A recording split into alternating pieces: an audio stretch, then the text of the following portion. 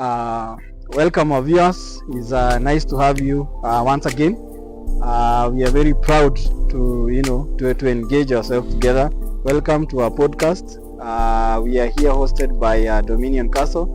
Dominion Castle is a few kilometers from Nakuru City on your way to Nyahururu highway, and they have a variety of products that they offer. You can just come. They have a very good meals that are there. They have a very nice and very precious accommodation. They also have very nice places where you can come and enjoy with your kids. Wako na vitu mingi sana ambazo ziko hapa, so feel welcome. Let us connect together na najua tutaendelea vizuri sana. So I'm joined here with my colleague. Karibu. Asante sana. Yeah. Karibuni sana kwa another segment of Voice of Change podcast, a solution podcast. We are delighted to have you with us, and as always tumeishi insist that this is an all inclusive platform. Be free to share with us what you think, what are the solutions that you can propose. Hakuna mtu mwenye huwa anawezanga ati yako 100% kusolve everything, so we depend on each and every we depend on each other's ideas.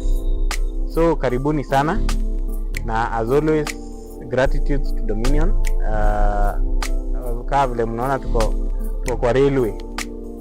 Sasa unaweza leta mtoto hapa apandishe kwa hii reli. Kwa reli ajienjoy hapa hivi. Apandishe kwa initao nini hizo manini za bugi hizo bugi zinaitwa hizo za train. Anaweza panda kwa moja. Yeah. Hata wewe mtu mzima, kuna nyingine naona hapa inaweza toshea mtu mzima. So karibuni sana. Yes. Unajua umesema sijui zinaitwa nini. Sasa inategemea na mahali shule ulienda.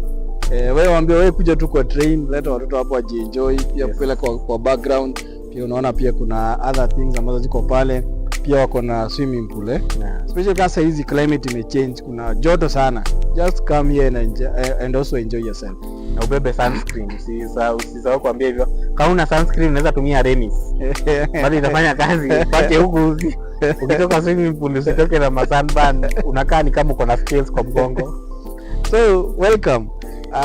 Hii mwezi tumekuwa tukidili na relationship. Yeah. Na last time tuliangalia mambo ya things to do with love and money, tukaangalia the love language na hizo vitu zote. Tumepaka hiyo mambo yote mafuta tumeelezea. Sasa tumefika in a stage now where people now are living together. Yes. Na kuna vitu ambayo inaitwa very bad habits. Zenye zinakuwa ziko pale na tunazijua tu sisi wote. We know they are there. Bad habits hata hazi apply kwa watu wenye wako in marriage peke yake. Yeah. Zina apply paka kwa watu wako in relationship, watu ambao wako in the courtship period. Yes. Mtu yote, as long as you are in any relationship. Yes. Be it a marriage, be it an engagement, be it a dating session. Yeah. Or a dating season, know that there are bad habits inclusive in that. And also there are other bad habits ambazo ziko general. Yeah. Ziko tu hapa tunazijua, tutakuja kuziongelea. Yeah. But today we are going to major on the bad habits, just ambazo ziko related na the issue to do with the relationship. Na this kuna say ambao watu husema you cannot change me because of whom I am, which is very true, but sometimes there are things that you do that makes you different. They bring an impact when wakati mnaishi pamoja na vitu kama hizo. And today now we are going just to look on a very few of those issues ambazo ziko pale. And one interesting habit, not listening.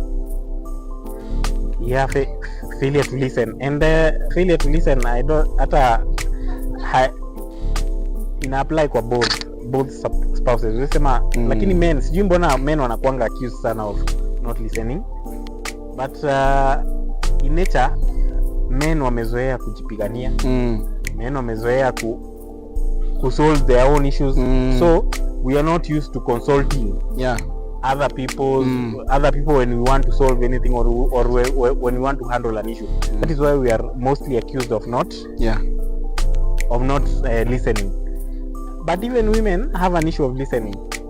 And that is why if sometimes back we are talking about gender roles, that is why kila mtu anafaa jue line yake, ujue mahali wewe unafaa line yenye si yako sana unaachana nayo. Usishinde ukidictatea mtu sana. kwa sababu hautasikizwa ama ule mwingine atakusikiza. So bado stick to your lane as much as active listening is. Listening is not only about I'm giving you my ear. Yeah. Listening is active listening. I'm giving you my ear, and I'm trying to actualize your ideas, or to give them a concept, or to give them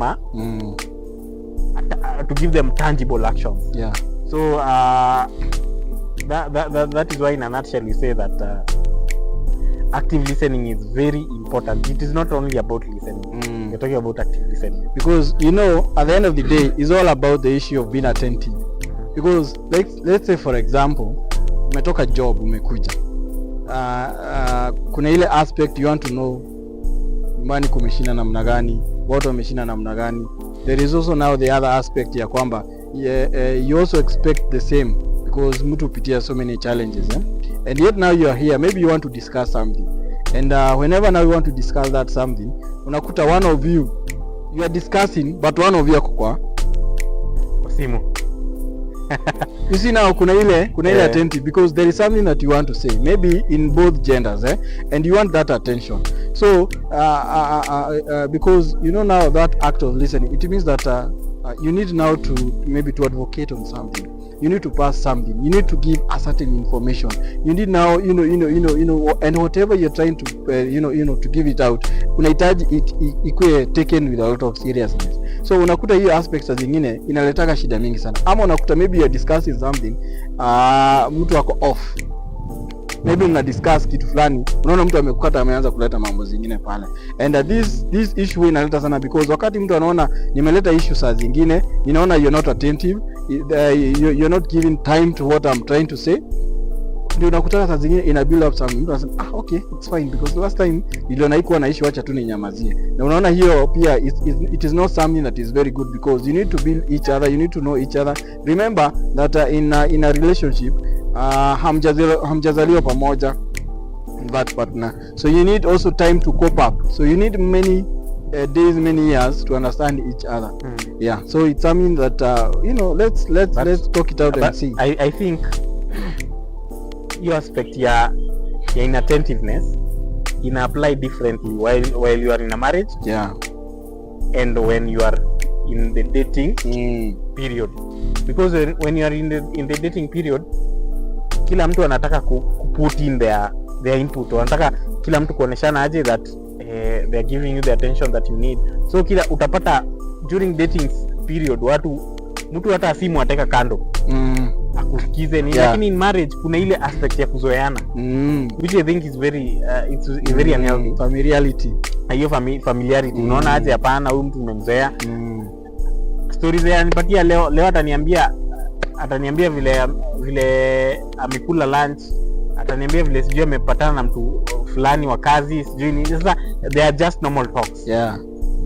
That is why we were talking previously, we talked about creating friendship first before getting into any engagement or any marriage, because through that friendship you will be able to create the rapport that you need, both of you.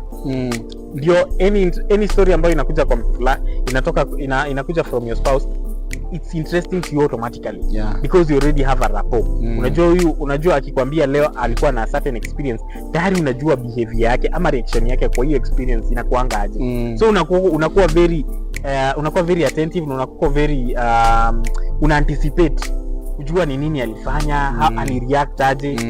So one of the ways to deal with this aspect of lack of attentiveness, you're spending more time together, doing more activities together. Una learn about problem solving skills za mtu, vile mtu ana apply critical thinking skills.